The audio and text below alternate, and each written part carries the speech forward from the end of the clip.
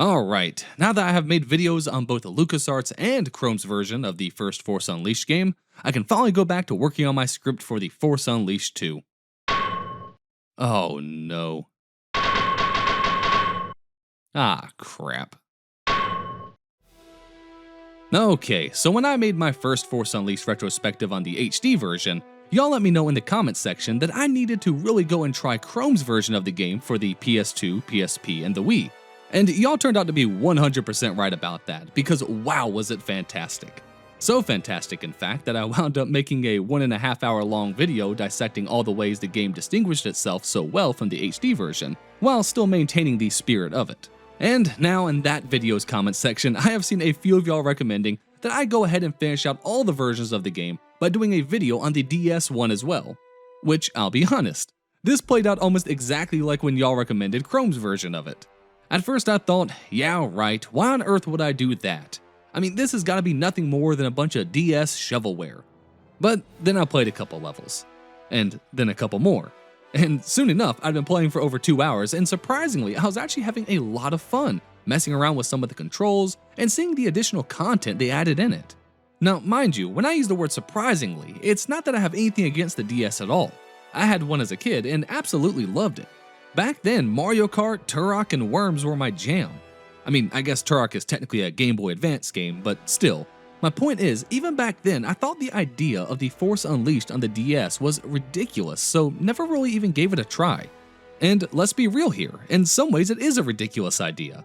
I mean, the DS isn't exactly the easiest hardware to work on, especially when you have to create some way to incorporate that bottom touchscreen in as well. It's part of why there are quite a few games on it that seem like they were made only out of obligation and not with any real intent behind them. Fortunately for the Force Unleashed, LucasArts contracted with a pretty impressive developer for the DS called InSpace. InSpace had a history of making a few games for other consoles back in the day, like that cursed-looking Rugrats game for the original PlayStation, but during the lifecycle of the DS, they were pretty effective at bringing over more conventional games to it. In 2007, a year before the release of the Force Unleashed, they had created the DS version of Modern Warfare, which, for what it was a pretty impressive port that I remember watching others have a lot of fun with. Point being, InSpace had a good history of working with publishers in the past, and because of that, they were given the very difficult task in bringing the spirit of the Force Unleashed over to the very modest handheld.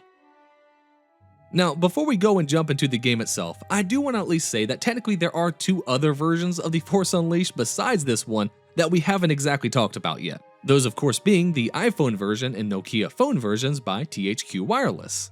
So here's my quick 1-minute review of them so no one has to go and ask me about them later. So when it comes to the iPhone version, it was a little interesting with us having to use the touchscreen to copy patterns and deflect attacks. And for the time, it was pretty neat having the whole story of the Force Unleashed there in your pocket. But frankly, if you had enough money for an iPhone back then, you probably also had the money for a proper handheld, making this version just kinda useless. Especially if you could afford the amazing port for the PSP. Now, the Nokia phone version was pretty much just the same thing but with a lower quality, with us just pressing buttons in different patterns. To be honest, I kind of just consider them both to be shovelware made out of obligation, and almost more of used as a way to advertise the actual versions of the game. I mean, even if you couldn't afford a more modern handheld, you still would have had more fun just picking up an original Game Boy and replaying through Pokemon Crystal again. I know I would have. So, with that out of the way, let's go ahead and take a look at the final version of the Force Unleashed, so that we can officially wrap this game up once and for all.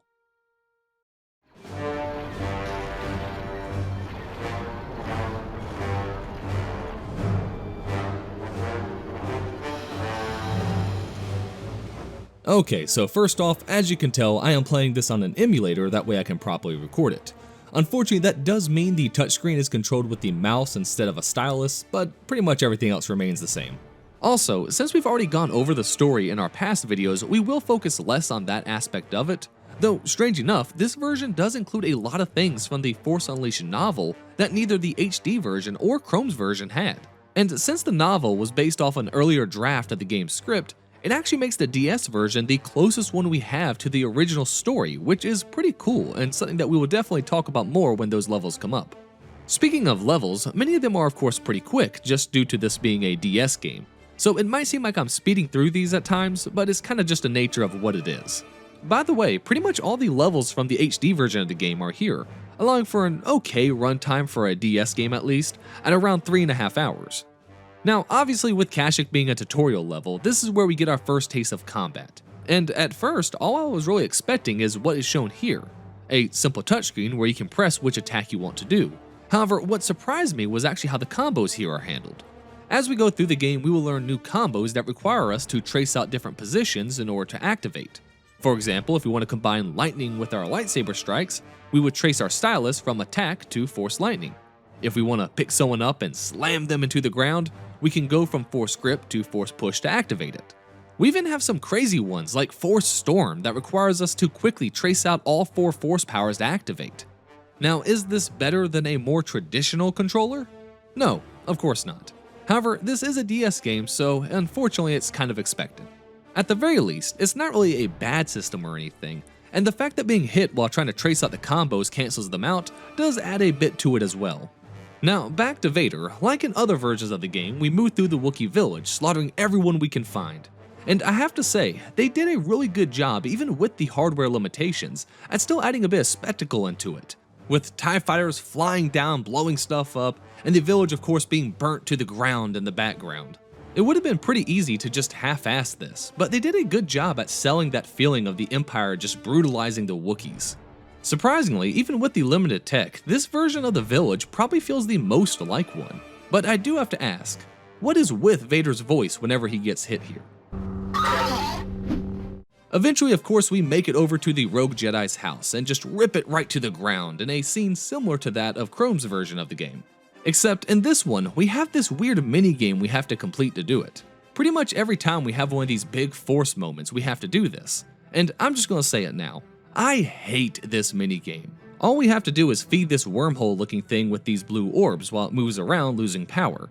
Except if you accidentally feed it a red orb, then it loses power even faster. And if it loses too much, then you have to restart the minigame, or in the cases of boss fights, you might have to restart the fight entirely. Now, a big issue with actually playing it here has mostly to do with just the emulation causing the wormhole to drain faster than it actually should. And unfortunately, it wasn't until the very end of the game when I did eventually find a solution to this. And we will of course talk about that when we get there. But even with this issue being caused by the emulation, I will still totally stand by my statement that I hate this minigame, just due to how strange and lazy the concept itself is. I feel like there had to have been so many other options for minigames, especially with this being a DS, and the fact they chose this one and it just repeats over and over again is just baffling. Fortunately, the Saber Clash minigame they implemented during the duels is much better, with us having to keep the blades crossed for a certain amount of time. Sure, it's simple, but at least it's a lot more on brand for the kind of game this is supposed to be.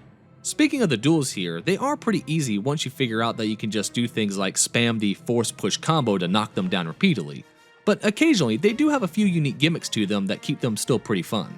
Also, I have to say, the cutscenes here are pretty well made, even without any of the dialogue actually playing. Similar to a lot of other DS games out there, they instead just use text during their cutscenes, which, since we're not illiterate, really isn't that big of a deal, but it does show some of the limitations that InSpace was working with here. Anyway, after Vader knights us as his apprentice, he sends us off to find Coda, and this is where the game does something that I really didn't expect. Similar to Kromes' version of the game, we have our little hub area here inside the Rogue Shadow, where we can go around and customize our outfits and our lightsaber. But what's really interesting is how they handled many of the cutscenes that normally would take place here. Instead of watching them play out automatically, we actually have to interact with them ourselves by talking with whatever character we need to progress the story.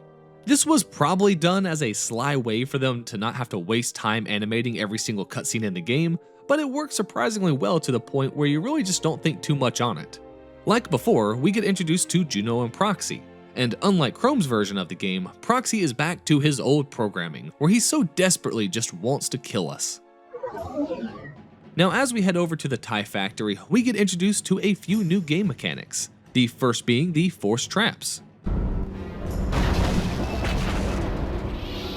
Throughout the game, these traps are all over the place, and you really need to be cautious in some cases activating them, or you might just end up hurting yourself as well. They end up becoming a pretty fun mechanic as the game progresses, and still allows us to feel somewhat like we're impacting the world around us. Unfortunately, the TIE Factory here is one of the more unimpressive levels of the game, and though it had a few good moments, it flew right by me with me still kind of thinking, why the hell am I even playing this? Again, it's not bad or anything, but just had nothing to really keep my interest. I mean, the jumping from the TIE Fighter wings was nice, but it still kind of felt pretty lackluster, with it so far being sort of what I expected out of a DS port. I will say, however, I was impressed by how we still have the ability to level up and upgrade Starkiller. The options are simple, with us just being able to upgrade the force powers and attributes, but no unlocking the combos here. Instead, they're all upgraded naturally as the game progresses. Overall, it's not a bad system, and you will 100% have everything maxed out before the end of the game. You know, I always do seem to enjoy the fight with Coda for some reason. Though, again, in this game, all the duels feel pretty much the same no matter who you're dueling, so let's go ahead and move on. Now, despite this having a few aspects of Kromes' version of the game added, it doesn't have the additional levels from that version, and because of that, we head right over to Raxus Prime to take on the Mad Jedi next. You know, the more I visit Raxus, the more I think this planet should definitely return in newer Star Wars projects. It always just seems to be a fun time. And even in the DS version, it does a few things I actually really enjoy. First off, they add a lot more force traps to crush enemies with, which makes a lot of sense with this being a planet with garbage piled everywhere. We also get these scavenger droids all over the place that I don't think I've ever seen before. However, they're also backed up by a few old friends.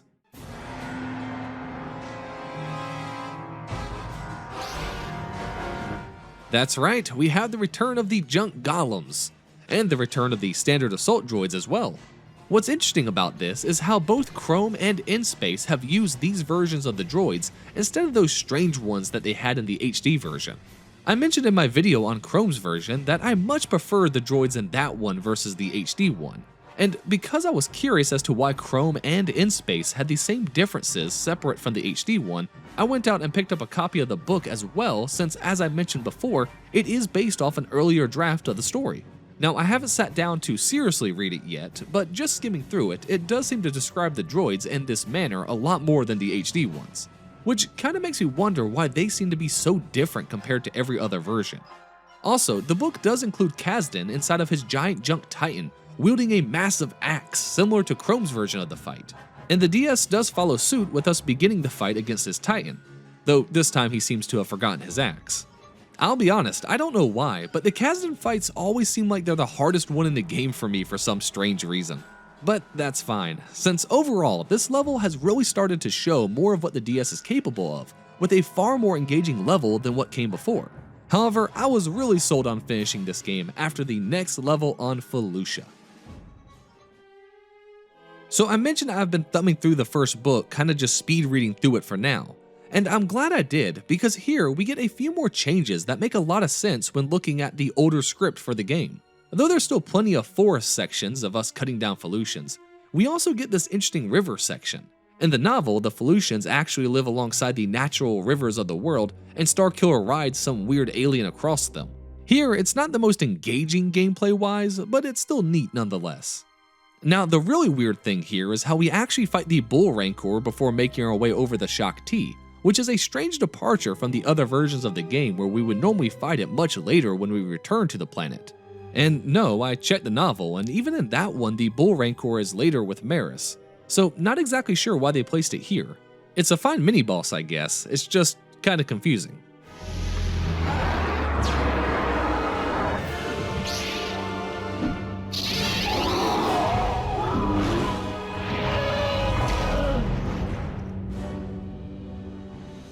What I am glad they placed here is the mysterious Takarian village.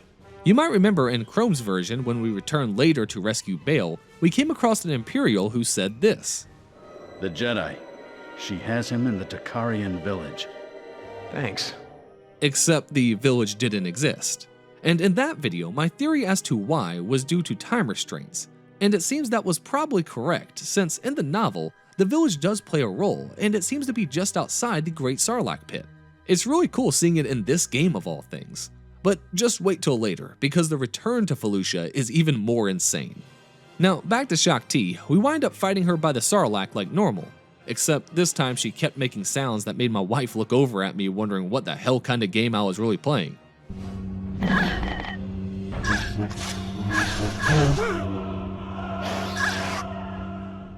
Afterwards, Shaak-Ti takes the Great Leap like always, and we head back to Vader where, surprise, the Emperor is of course already here. I swear, I've played through so many versions of this game at this point, I could probably act out the whole story for you by myself without missing a line. Interesting thing here though, this is the only time that we've actually gotten a timeline for how long Starkiller was out for, with it saying it took 6 months to repair his body. I don't know why, but I never really thought that much on the timeline here, and just assumed it was relatively soon. But 6 months of some of the greatest healthcare the Empire has to offer does seem a bit more reasonable for the kinds of injuries we're talking about here. Similar to Kromes' version, there is actually no level here of us saving Juno, and instead it's all done through a cutscene, which really makes me wonder how far into development LucasArts was when they added that level into the game. With that said, the novel definitely implies the level was always meant to be here, but in the end, who knows. Now, while Kromes' version took us back to Nar Shaddaa to find Coda, in this one we followed the HD version by going over to Cloud City. Hey look, it's Anakin's pod racer! Ooh, and some more Ugnaughts too.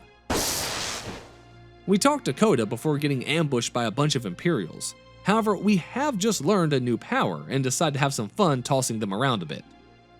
Look at that stormtrooper over there shaking in fear at what he's seeing. I mean, I can't really blame him, I guess. After taking on a few waves of stormtroopers, a Shadow Guard appears for a duel. And at first I was kinda disappointed that this level had been reduced so much. I mean, we all know that the Shadow Guard is the final boss here. But after tossing him out of a window, surprisingly, it seemed like the mission had only just started. Look at this little dude. Oh, you son of a bitch.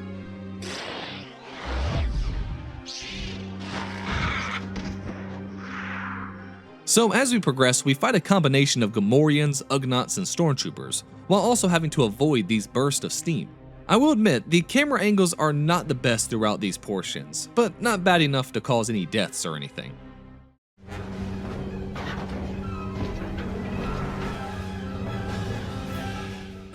Oh my god, the boss fight is against some Ugnaughts. You know, my annihilation of all Ugnaughts kinda started by accident during my Dark Forces 2 video, and I never would have imagined I would actually die to one in a boss fight of all things. It is kind of interesting how in the HD version, these guys were just another easy to dispatch walker unit, while here is the final boss of the level. Either way, afterwards Coda tells us about Leia over on Kashyyyk, and my god, what did they do to her face? She looks like she got Botox done in some third world system. Kashyyyk fortunately continues the trend of the levels becoming more and more complex as we go, almost to a point that I about forgot this game is actually for DS. Then again, by this point I was pretty invested in it and was having quite a bit of fun. The start here is pretty good, with it taking place in the ruins of the Wookiee village before taking an elevator down to the forest floor. Down here we get a few fun force traps and even discover that the Imperials have been working with the Trandoshans to subjugate the Wookiees, which makes a lot of sense when you remember just how much the Trandoshans love to hunt and enslave them. My only real complaint about them being here is that they all sound like a bunch of upset cats whenever they die. As we fight our way through, we start to approach Captain Stern's office, although in this game it looks a lot more like a palace if I'm being honest. It's a pretty cool camera angle they use here that makes the whole thing look a lot more imposing than it probably should. We then of course talk to Leia, who wants us to take out that skyhook that's being used to transport all the enslaved Wookiees, and we head off to do just that. But before we can reach it, we come across Captain Stern, this time in a apparently shaky AT-RT. It's an unexpected change that works well here, and I actually really enjoy how this fight plays out, with him trying to take us out from a distance as Trandoshans run in to distract us. Also, I love the backdrop they chose to use here of the forest on fire. It really helps sell the atmosphere quite a bit. Now after beating Stern, we head on over to the skyhook. Except first, there is still one more thing we need to do. That's right, we still have to go and take a look at our old childhood home, and of course go and see our father's force spirit. But in this game, we first actually have to defeat an apparition of ourselves. It would have been really cool had they done that thing they did in the HD version for the DLC, where the apparition would change back and forth between our light side and dark side self. But then again, that probably would have been just a little too demanding for the DS. Now after we defeat the apparition, we of course see our father, and man does he look goofy in this. I do love these kind of face models sometimes. Anyway, after that deep conversation, we move on to the skyhook to stop them from transporting these 2D cutouts of Wookiees. And after taking down the control panels, we unfortunately have to go back to this absolutely terrible minigame. Oh my god, this thing sucks.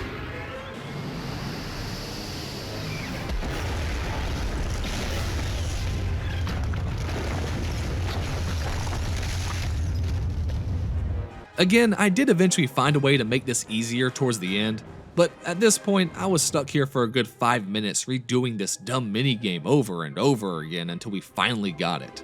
And again, I just want to point out that my issue with this minigame is not to do with the emulation problems, it has to do with the fact of it's just so boring to do. However, with the skyhook finally down, we return to the Rogue Shadow, where we then of course go and look for Bale on Felucia. Oh man, they did you dirty with that look, dude. You look like a rejected character from Office Space, just why? At least they still got Maris over here looking fine as always. Back to Felucia. And oh my god, what is that? So these flying manta ray looking things are also apparently in the novel, and really this whole level leans heavily into it. Normally when we have returned here, things are definitely off, but its atmosphere has remained always kind of the same. However, in the novel, it is described as turning into utter chaos, with the dark side taking full control with acid-spitting plants, crazy monsters, poisoned water, and more. When you really sit down and consider what InSpace was working with, they did a really good job at capturing this compared to the HD version or even Kromes version. The jungle now seems almost disturbing, with the plants now having teeth that they can use to capture their prey with. And since the novel ambiguously mentioned monsters he had to avoid, InSpace went all out with creating this.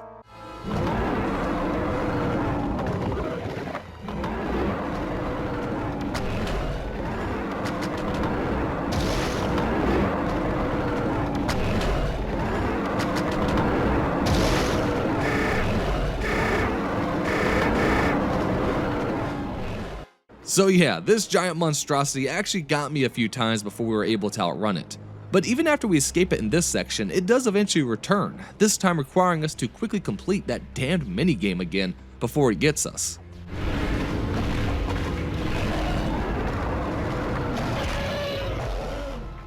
Overall, I love this idea for Felucia.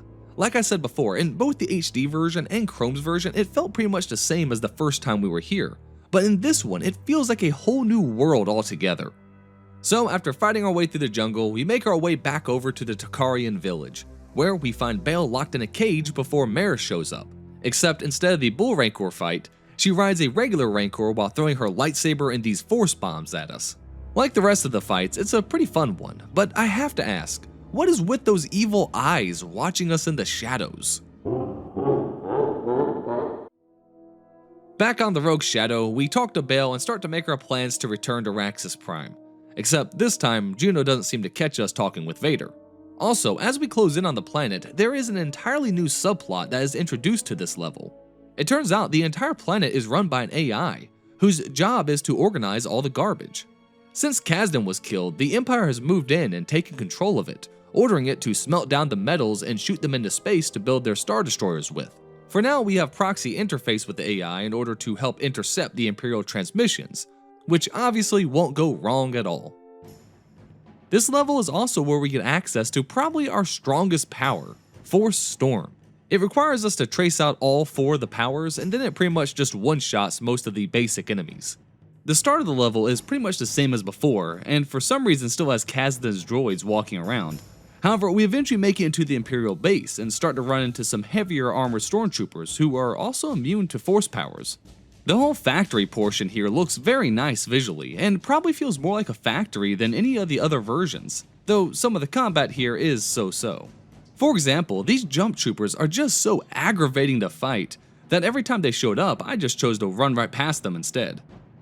Now, something that's different here is that as we get closer to the control center, Coda calls us to let us know that Proxy has suddenly gone rogue after talking with the AI, and has actually attacked Juno and escaped the ship. As you can expect, as we reach the control center, we find Proxy. Or, well, his body, since apparently his programming has been supplanted by the planet's AI in order to try and stop us. The AI here values organization, predictability, and order, which is obviously all things that the Empire has now given it. So of course it will do anything to stop us from interfering. The actual fight itself is similar to the HD version, with Proxy turning into different enemies, but this time he'll try and heal up using the generators in the room that we of course need to destroy. By this point you can probably guess that this whole extra plot point is from none other than the novel. And I have to say, I think this is way more interesting than the HD version where Proxy's training program decides that now just happens to be the right time to attack us. What is really interesting to me though is how in my video on the HD version, I pointed out why the scene and fight with Proxy felt almost incomplete. The camera angles, the dialogue, the arena, even the cinematics all felt sort of last minute compared to other fights. So I wonder if this plot point was actually still being considered later in development before getting cut. Either way, after we beat Proxy, this time without a Darth Maul phase, we shoot the ore into the station, causing a Star Destroyer to fall out of orbit, forcing us once more into that terrible mini-game to try and stop it.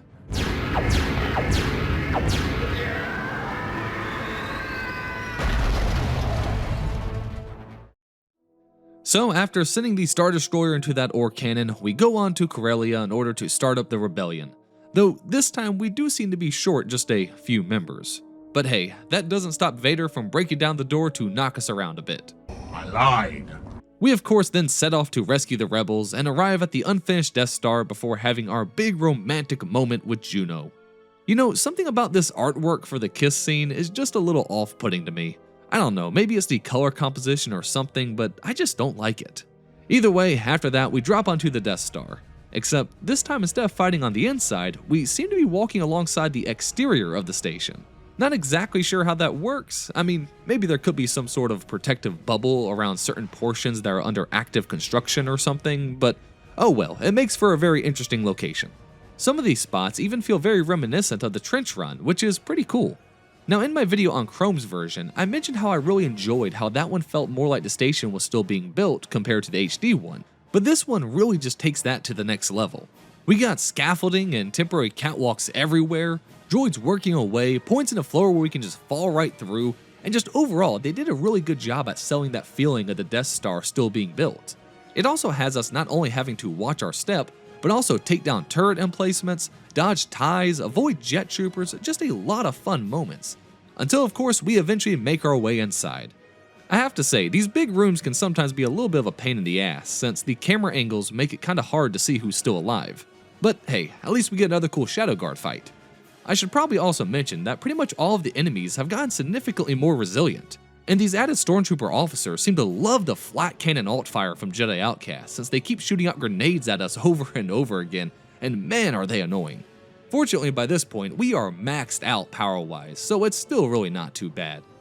Now inside the Death Star, same as all the other versions, we got the good old-fashioned run around the death beam, which this one actually does a really good job at. This version adds a good bit, including a section where we can cause reactor spills, and others where we need to avoid these smaller lasers being funneled into the main crystal. But like always, we follow the beams until we make it to the end, where we can finally face a chainsaw-wielding droid.